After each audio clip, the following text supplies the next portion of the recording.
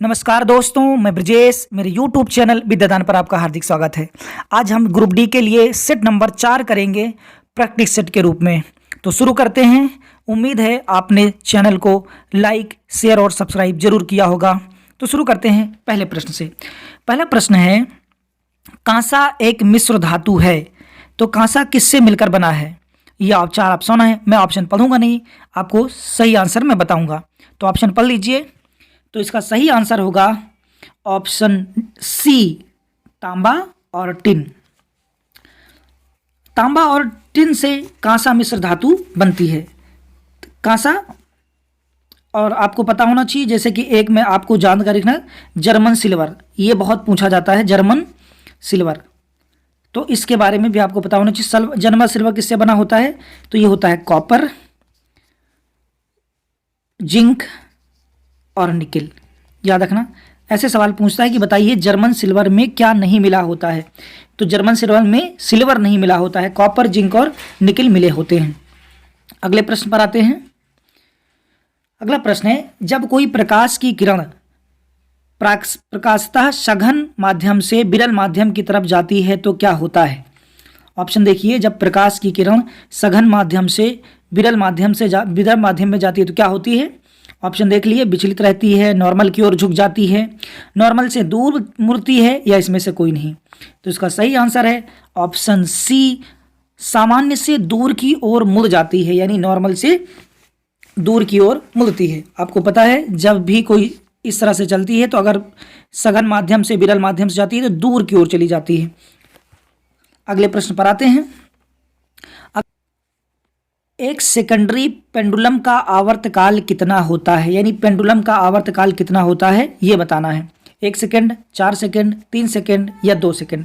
याद रखना, पेंडुलम आपने ऐसे देखा होगा, घड़ियों में ऐसे लटकता हुआ। तो एक बार वो उधर जाता है, एक बार इधर आता है। 1 सेकेंड में इधर जाता है, 1 सेकेंड में इधर आता है। यानी पेंडुलम एक बार में 2 सेकेंड चलने के बाद एक चक्कर पूरा करता है।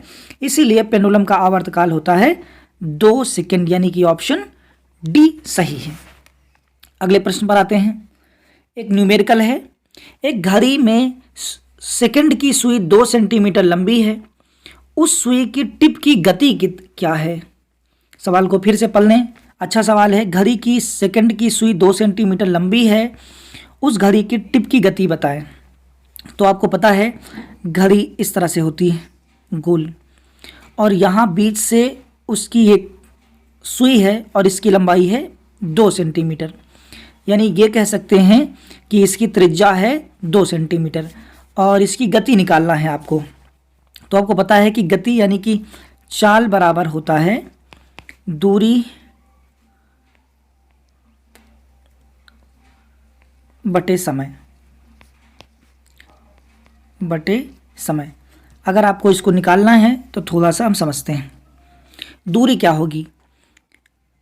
घड़ी जितनी भी दूरी चलेगी वो यही उसका ये सर्कल होगा, इसी को चलेगी तो यही उसकी दूरी होगी। यानी उसकी दूरी होगी उसका परिधि 2 पाई आर उसकी दूरी होगी। और आर कितना है आपको पता है? आर कितना है? आर उसकी वही जो सुई की लंबाई है, यानी कि आर का मान है 2, यानी 2 पाई इंटू 2, यानी जो परिधि हो गई है, ये दूरी हो गई, उसको कहेंगे 4 पाई आर, यानी ये हो गया 4 पाई आर। तो इस तरह से आपने ये पता लग गया, उसकी दूरी पता लग गई आपको। अगर दूरी पता लग गई है तो आप आसानी से और बातें निकाल पाओगे। तो आप चाल निकालें। तो चाल कैसे निकालेंगे? तो आपको पता ना, चाल निकालने के लिए आपको पहले ऊपर लिखना होगा दूरी है 4, सॉरी यहाँ पर ये आर नहीं होगा, ये आर, क्योंकि आर तो हम लिख चुके हैं। तो दूरी ऊपर हो गई, दूरी लिखें अब। तो दूरी है पाई, ये हो गई दूरी, और बटे समय कितना होगा? एक राउंड घूमने में 60 सेकेंड का समय लेता है, 60 सेकेंड, इसलिए समय से डिवाइड कर देंगे 60 सेकेंड। अब जब आप इसको सॉल्व करेंगे तो 2 इंटू 22/7 इंटू 60 हो जाएगा। जब इसको आप सॉल्व करेंगे तो कैलकुलेशन लंबी ना हो इसके लिए मैं बता दें, सॉल्व करेंगे तो ये लगभग आता है 0.21। तो ये आपका आंसर होगा और आप इसको हल कर लेना। अब देखते हैं अपने सवाल की तरफ। तो देखें सवाल, ऑप्शन में देख लेते हैं। तो घड़ी की सुई की लंबाई 2 सेंटीमीटर है, उस सुई की टिप की गति बताएं। तो इसमें आप सही आंसर देखें 0.21 मीटर प्रति सेकेंड, यानी कि ऑप्शन ए इसका सही आंसर है। यानी कि ये हो गया सही। न्यूमेरिकल्स को अच्छे से सीखते जाएं, कभी कभी बहुत कठिन न्यूमेरिकल आ जाते हैं। ऑक्सीजन निम्नलिखित में से किसमें धनात्मक ऑक्सीकरण अवस्था प्रदर्शित करती है? यानी इसमें से सब में ऑक्सीजन है, लेकिन कौन सा धनात्मक ऑक्सीजन है? ये सवाल मैं आपको होमवर्क के लिए देता हूं, आप मुझे कमेंट में इसका आंसर बताएं। ऑक्सीकरण संख्या कैसे निकालते हैं? अगर नहीं निकालना आएगा तो मैं अलग अलग वीडियो में बताऊंगा। ये सवाल आप होमवर्क के रूप में लगाएंगे। अगले प्रश्न पर आते हैं।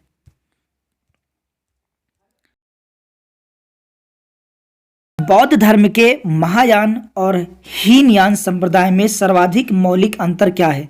यानी आपको पता है बौद्ध धर्म 2 हिस्सों में बटा है, एक महायान है, एक हीनयान है।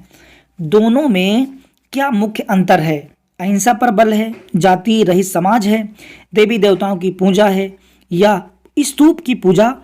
क्या डिफरेंस है बौद्ध धर्म में हीनयान और महायान में? याद रखें बिल्कुल कि जो महायान शाखा है ये भगवान बुद्ध के मूर्ति पूजा पर विश्वास करती है। महायान शाखा भगवान बुद्ध की मूर्ति पूजा पर विश्वास करती है, परंतु हीनयान शाखा मूर्ति पूजा में विश्वास नहीं करती है। इसलिए इसमें मुख्य रूप से जो अंतर है वो है ऑप्शन सी, देवी देवताओं की पूजा। यानी महायान में ऐसा होता है, लेकिन हीनयान में ऐसा। अगला सवाल है, फ्लेमिंग के बाएं हाथ के नियम का उपयोग करके किसे ज्ञात किया जाता है? ऑप्शन देखें, धारा के प्रवाह के कारण चुंबकीय क्षेत्र की दिशा को ज्ञात करते हैं, या प्रेरित धारा की दिशा ज्ञात करते हैं, या लगने वाले बल की दिशा ज्ञात करते हैं, या इनमें से कोई नहीं। तो इसका सही आंसर क्या है? तो इसका सही आंसर है ऑप्शन सी, चुंबकीय धारा के चालक पर लगने वाले बल को ज्ञात किया जाता है फ्लेमिंग के बाएं हाथ के नियम से। अगले प्रश्न पर आते हैं। तेलों एवं वसा का क्षारीय जल अपघटन देता है साबुन एवं क्या? यानी तेल और साबुन से क्या बनता है? जल अपघटन के द्वारा साबुन और क्या बनता है ये बताना है। ग्लिसरॉल, एथेनॉल, ग्लाइकॉल या एथेनोइक अम्ल? सही आंसर है ऑप्शन ए, ग्लिसरॉल बनता है इससे। अगले प्रश्न पर आते हैं। स्वादिष्ट भोजन को देखते ही मुंह में पानी आ जाता है, यह क्रिया कैसी है ये बताना है। हार्मोनिक क्रिया है, उदासीन अनुक्रिया है, प्रकाशिक अनुक्रिया है, या घ्राण अनुक्रिया है? सही आंसर क्या है? तो इसका सही आंसर है ऑप्शन बी, ये एक न्यूट्रल अनुक्रिया है। यानी जो चीज़ें अपने मन से हो जाती हैं उसे उदासीन अभिक्रिया कहते हैं। अगले प्रश्न पर आते हैं। प्रश्न है 15। डियागो गार्सिया कहाँ स्थित है? ये एक द्वीप है। डियागो गार्सिया कहाँ पर स्थित है? प्रशांत महासागर, अटलांटिक महासागर, आर्कटिक महासागर, या हिंद महासागर? इसका सही आंसर क्या है? तो आपको पता होना चाहिए ये है हिंद महासागर के अंदर। इसलिए पूछा जाता है क्योंकि डियागो गार्सिया जो द्वीप है ये हिंद महासागर के बीचों बीच में स्थित है, ये आपको पता होना चाहिए। तो बीचों बीच में स्थित होने के कारण इसका एक रणनीतिक महत्व है, जिस पर अमेरिका, ब्रिटेन और फ्रांस ने काफ़ी हिस्सों पर कब्जा कर रखा है। ये चागोस द्वीप समूह का हिस्सा है। चागोस आइलैंड को नाम सुना होगा तो उसका हिस्सा है। अगले प्रश्न पर आते हैं। अगला, AB ग्रुप वाला व्यक्ति खून दे सकता है किसे? AB वाला किसे खून दे सकता है? AB को, A और B को, AB को, AB एवं O को, या इनमें से सभी को? किसको खून दे सकता है AB वाला? आपको पता ना, AB सर्वग्राही है, सबसे ले सकता है, लेकिन वो देता किसी को नहीं, केवल अपने आप को देता है। यानी केवल वो देता है A और AB को ही दे सकता है, बाकी किसी को ब्लड नहीं देता है AB वाला। अगला प्रश्न है, कोशिका गतिविधियां नियंत्रित की जाती हैं। कोशिका की गतिविधियां किसके द्वारा नियंत्रित होती हैं? क्लोरोप्लास्ट, माइटोकॉन्ड्रिया, साइटोप्लाज्म, या न्यूक्लियस? तो इसका सही आंसर क्या है? इसका सही आंसर है ऑप्शन डी, न्यूक्लियस। यानी केंद्रक के द्वारा कोशिका की सभी गतिविधियों को कंट्रोल किया जाता है। अगला प्रश्न है, नेत्र लेंस की फोकस दूरी को एडजस्ट करने के लिए कौन सा नेत्र की कौन सहायता करता है, यानी जो लेंस होता है उसको एडजस्ट छोटा बड़ा करने का काम कौन करता है? कॉर्निया, कंजक्टिवा, सिलियरी बॉडी या आइरिस? इसका सही आंसर क्या है? इसका सही आंसर है option C, ciliary body. Ciliary body से ही हिंदी में कहते हैं पछमाभी कोशिकाएं, ये काम करती हैं लेंस को एडजस्ट करने में। अगला सवाल है, पित्ताशय में पथरी और ट्यूमर आदि असामान्य कमियों का पता लगाने में सोनोग्राफी बहुत उपयोगी है। इस तकनीक में किया जाता है उपयोग क्या? ध्वनि तरंगों का, प्रकाश तरंगों का, अनुदैर्ध्य तरंगों का या अनुप्रस्थ तरंगों का? तो आपको पता है सोनोग्राफी में ध्वनि तरंगों का हम इस्तेमाल करते हैं। अगले प्रश्न पर आते हैं, ये है आपका अगला प्रश्न। पौधों का वह भाग जो पानी एवं विलयों को जड़ से पौधों के अनेक हिस्सों में ले जाता है, जड़ से अनेक दूसरे हिस्सों में क्या ले जाता है? फ्लोएम, जाइलम, ड्यूडिनम या स्क्लेराइड्स? तो बताएं। इसका सही आंसर है ऑप्शन बी, जाइलम। जल याद रख सकते हैं, जा का मतलब जल, तो जल को ले जाने का काम करता है जाइलम। और फ्लोएम को याद रखते हैं फल, क्योंकि फल लगता है पेड़ों के ऊपर, तो फल को ले आने का काम करता है फ्लोएम, यानी ऊपर से जो खाना बनता है वो नीचे आता है फ्लोएम के जरिए, और नीचे से जो ऊपर जाता है वो जाइलम के जरिए जाता है। अगले प्रश्न में आते हैं, निम्नलिखित में से कौन एक क्षारीय पार्थिव मतलब मेटल, मृदा, क्षारीय मृदा धातु नहीं है, ये बताना है। सोडियम, मैग्नीशियम, कैल्शियम या बोरियम कौन सही है? तो आपको पता है बाकी सभी क्षारीय मृदा धातुएं हैं और सोडियम क्षारीय धातु है। इसका आंसर सही हो गया ऑप्शन ए। अगला प्रश्न है, मेटूर बांध किस नदी पर बना हुआ है? आपको बताना है मेटूर बांध कौन सी नदी पर बंधा है? तो कृष्णा, कावेरी, नर्मदा या महानदी? तो सही आंसर है इसका, मेटूर बांध बना हुआ है कावेरी नदी पर। इसका सही आंसर है कावेरी नदी पर मेटूर बांध बनाया गया है। चलो मैं आपसे पूछता हूँ एक बांध के बारे में, आप देखते हैं कौन बता पाता है। हनुमानगढ़ बांध किस नदी पर बना है? हनुमानगढ़ बांध कौन सी नदी पे बना है, ये बताएं आप। और आपको पता है नागार्जुन सागर जो बांध है वो कृष्णा नदी पर बना है। वैसे नर्मदा नदी पे कई सारे बांध बने, महानदी पे याद रखें हीराकुंड बांध बना हुआ है। अगले प्रश्न को देखते हैं। तो हमारा अगला प्रश्न है, ग्रहों की गति के नियम किसने प्रतिपादित किए थे? ग्रहों की गति का नियम किसने दिया था, ये बताना है आपको। कॉपरनिकस, केपलर, आर्यभट्ट या न्यूटन? इसका सही आंसर क्या है? तो आप बचपन से पढ़ रहे हैं कि ग्रहों की गति का नियम दिया था केपलर ने, तो इसका सही आंसर हो गया है केपलर। अगले प्रश्न पर आते हैं, निम्नलिखित में से कौन सा वन्य जीव अभ्यारण्य विश्व धरोहर घोषित किया गया है, ये बताना है आपको कि कौन सा विश्व धरोहर है। सरिस्का, रणथंभौर, मरु राष्ट्रीय उद्यान या केवलादेव राष्ट्रीय उद्यान, ये बताना है आपको। तो इसका सही आंसर क्या है? इसका सही आंसर है हमारा राष्ट्रीय जो धरोहर है वो है केवलादेव राष्ट्रीय उद्यान। केवलादेव राष्ट्रीय उद्यान को विश्व धरोहर घोषित किया गया था। अगला प्रश्न पर आते हैं, जब वाष्प दाब वायुमंडलीय दाब के बराबर हो जाता है, जब वाष्प दाब वायुमंडलीय दाब के बराबर हो जाता है तो द्रव पर क्या प्रभाव पड़ता है? द्रव ठंडा हो जाता है, द्रव उबलने लगता है, द्रव में कोई परिवर्तन नहीं होता या द्रव वाष्पीकृत होने लगता है? तो याद रखें, जब जलवाष्प और वायुमंडलीय दाब, जल दाब और वायुमंडलीय दाब बराबर होते हैं तभी जल बॉयल करता है, यानी उबलता है, तभी जब दोनों दाब क्या होते हैं? बराबर हो जाते हैं। अगले प्रश्न पर आते हैं। अगला प्रश्न है आपका,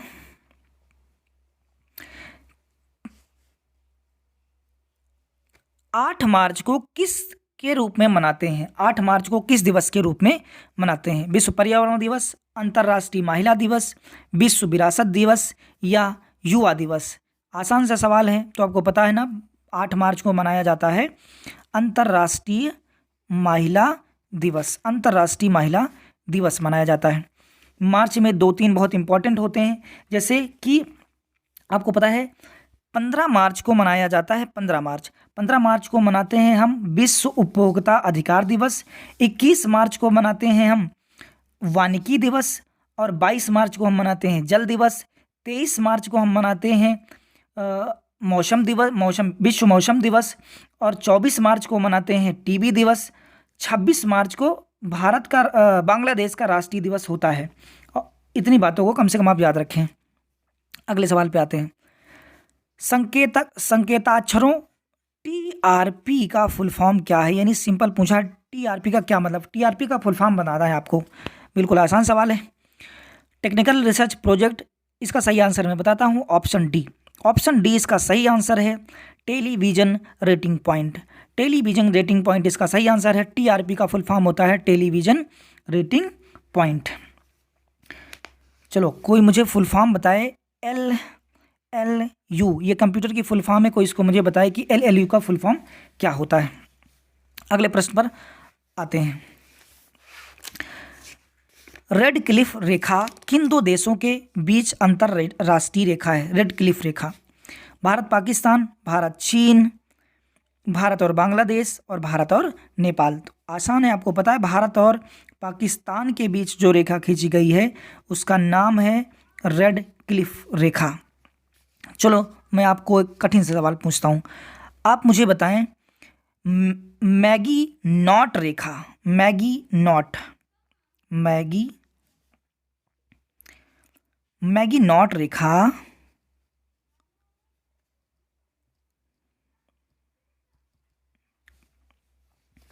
मैं जगह बना के लिख देता हूं, ये आपका होमवर्क है, जरूर बताएं मुझे। एक रेखा है उसका नाम है मैगी नॉट रेखा, मैगी नॉट। बताएं मैगी नॉट रेखा किस देश के बीच खींची गई है? और अगली रेखा के बारे में बताएं हिंडनबर्ग रेखा, हिंडनबर्ग रेखा कौन से देश के बीच में है? और एक लास्ट और बताएं आपकी 38वीं समांतर रेखा किन देशों के बीच खींची गई है? ये 3 क्वेश्चन आप जरूर बताएं। मैगी नॉट रेखा, हिंडनबर्ग लाइन और 38वीं समांतर रेखा किसके बीच खींची गई है? और अगर ये बता सकते हैं कि दुनिया की जो सबसे बड़ी अंतर्राष्ट्रीय रेखा है उसका क्या नाम है? दुनिया की जो सबसे लंबी अंतर्राष्ट्रीय रेखा है उसका नाम बता सकते हैं तो जरूर बताएं। अगले प्रश्न पर आते हैं। अगला प्रश्न है कुचिपुड़ी किस राज्य की नृत्य शैली है? कुचिपुड़ी केरल, आंध्र प्रदेश, तमिलनाडु या कर्नाटक? सही आंसर बताएं।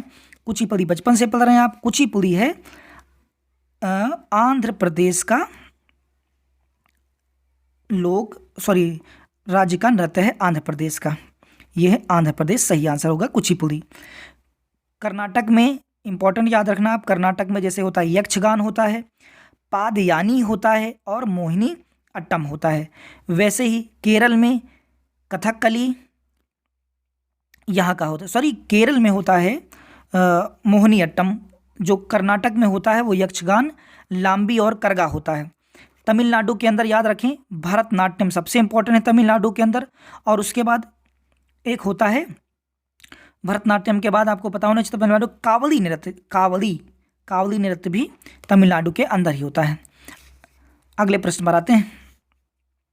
वर्धमान ट्रॉफी का संबंध किससे है? वर्धमान ट्रॉफी किस में दी जाती है? कुश्ती, मुक्केबाजी, कबड्डी या भारोत्तोलन? तो इसका सही आंसर क्या है? वर्धमान कप।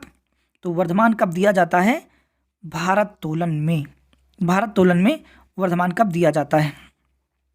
चलो एक सवाल पूछता हूं मैं ट्रॉफी से, आप बताएं कि राम निवास रुइया गोल्ड ट्रॉफी किस खेल में दी जाती है? राम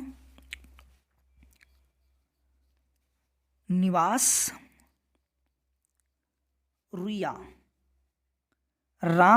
रुइया ट्रॉफी किस खेल से संबंधित है? अगर ये बता सकते हैं तो मुझे लगेगा आपने मेहनत काफ़ी अच्छी की है। और एक है पृथ्वीपाल सिंह कप, ये किस खेल में दिया जाता है? इनको दोनों को मुझे आप बताएं। पृथ्वीपाल सिंह कप, ये बताएं कि ये किस खेल में दिया जाता है। अब हम अगले प्रश्न पर आते हैं। तो हमारा अगला प्रश्न है,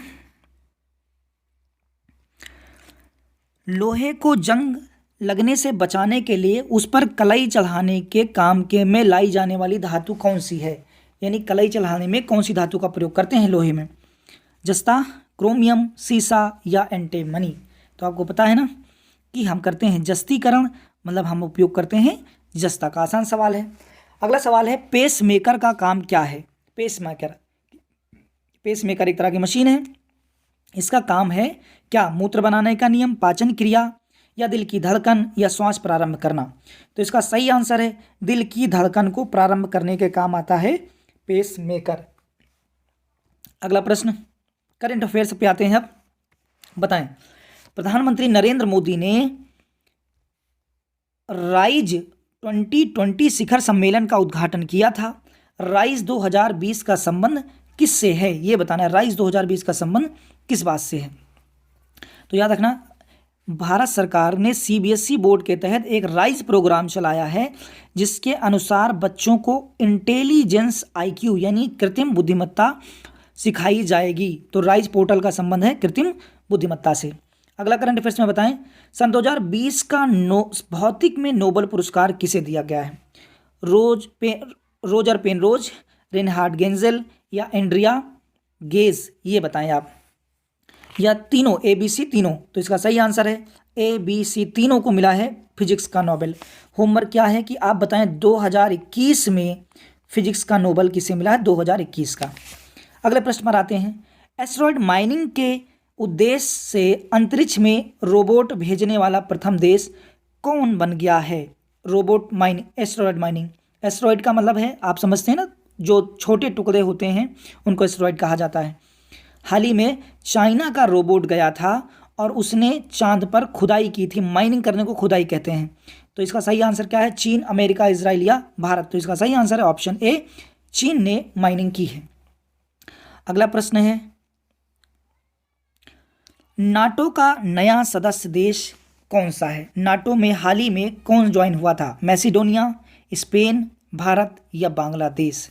तो इसका सही आंसर है मैसिडोनिया। मैसिडोनिया इसका 30वां सदस्य बना था, तो मैसिडोनिया शामिल हुआ था। अगला प्रश्न है, पर्यावरण प्रदर्शन सूचकांक 2020 के अनुसार भारत का स्थान कौन सा है पर्यावरण प्रदर्शन सूचकांक के अंदर? तो ये बताएं। तो इसका सही आंसर क्या होगा? 168, 177, 145 या 120? तो याद रखें, इसमें हमारी सबसे खराब रैंक थी पर्यावरण प्रदर्शन सूचकांक में, 168वीं रैंक आई थी भारत की। अब अगले प्रश्न पर आते हैं, निम्नलिखित में से कौन सा नगर है जहां सन 1942 में भारत छोड़ो आंदोलन का प्रस्ताव लाया गया था? भारत छोड़ो आंदोलन का प्रस्ताव कहाँ लाया गया था ये बताना है। इलाहाबाद, बिठूर, कानपुर या मुंबई? आपको पता है कि भारत छोड़ो आंदोलन का जो प्रस्ताव है ये एक्चुअल में वर्धा से चालू हुआ था 14 जुलाई 1942 को, और बाद में ये पास हुआ था जाके मुंबई में। तो यहाँ से चालू हुआ था भारत छोड़ो आंदोलन। तो इसका सही आंसर है ऑप्शन डी। अगले प्रश्न में आते हैं, ये भी करंट अफेयर से हैं। द कोलिएशन ईयर नामक पुस्तक किसकी है? प्रणब मुखर्जी, मनमोहन सिंह, सलमान रश्दी या शशि थरूर? तो इसका सही आंसर है option A, Pranab Mukherjee. The coalition year पुस्तक के लेखक है प्रणब मुखर्जी। अगला प्रश्न बताएं, देश का पहला ई कचरा क्लिनिक कहाँ स्थापित किया गया है? नई दिल्ली, भोपाल, इंदौर या कानपुर? तो इसका सही आंसर आसान है ऑप्शन बी, भोपाल में देश का पहला कचरा क्लिनिक बनाया गया था। अगला सवाल, निम्नलिखित में से किस देश के साथ भारतीय वायुसेना के इंद्रधनुष युद्धाभ्यास का आयोजन किया गया है? यानी भारत ने किस देश के साथ इंद्रधनुष युद्धाभ्यास किया है? सिंगापुर, इंग्लैंड, अमेरिका या फ्रांस? तो इसका सही आंसर है इंग्लैंड। इंग्लैंड के साथ भारत ने मिशन इंद्रधनुष युद्धाभ्यास किया। क्या कोई मुझे बता सकता है कि बोल्ड कुरुक्षेत्र युद्धाभ्यास भारत ने किसके साथ किया है या किसके साथ हुआ है?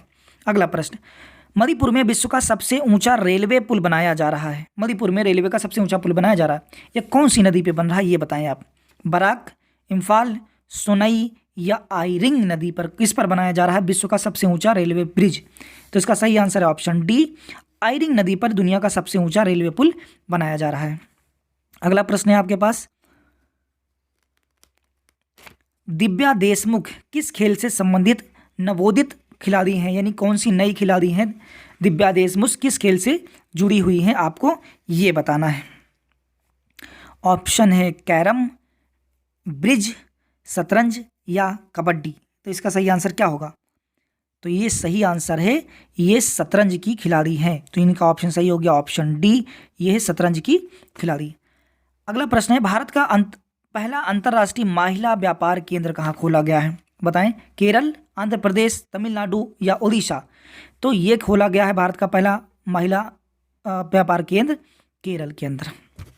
अगला प्रश्न, ये बहुत कठिन भी सवाल हो सकता है आपके लिए, क्योंकि हाल ही में खबरों में रहा, सुप्रीम कोर्ट में इस पर फैसला चल रहा है। तो बताएं, कलसा बंडूरी बांध किन दो देशों के बीच विवाद का विषय है? कलसा बंडूरी बांध, केरल तमिलनाडु, कर्नाटक केरल, कर्नाटक गोवा या तमिलनाडु और आंध्र प्रदेश? तो ये बताएं किन दो देशों के बीच विवाद हो रहा है इस बांध को लेकर? तो इसका सही आंसर है ऑप्शन सी, कर्नाटक और गोवा। अगला प्रश्न,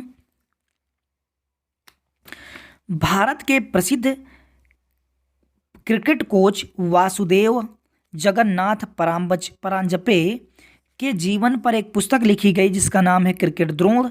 यह पुस्तक किसने लिखी है? ऑप्शन आनंद बसु, जतिन परांजपे, हर्ष भोसले या ए और बी दोनों? तो इसका सही आंसर ऑप्शन बिल्कुल सही है, ऑप्शन डी, ए और बी। क्रिकेट द्रोण नामक पुस्तक आनंद बसु और जतिन परांजपे दोनों ने मिलकर लिखी है। अगला सवाल है, यह अंतिम सवाल होगा आपका। हाल ही में किस राज्य के मंत्रिमंडल ने बोडो भाषा को आधिकारिक भाषा बनाने के लिए विधेयक को मंजूरी दी है? बोडो भाषा को आधिकारिक भाषा कौन सा राज्य बना रहा है? सिक्किम, असम, त्रिपुरा या अरुणाचल प्रदेश? तो इसका बिल्कुल सही आंसर है ऑप्शन बी, असम। असम ने बोडो को आधिकारिक भाषा बनाने की घोषणा की है। तो ये रहे आपके 45 प्रश्न। उम्मीद है आपको पसंद आ रहा होगा। अगर आपको अच्छा लगता है तो ज़रूर शेयर, सब्सक्राइब और लाइक करें, जिससे कि चैनल ग्रो हो सके, तो मैं आगे और भी अच्छा कंटेंट धन्यवाद। जय हिंद।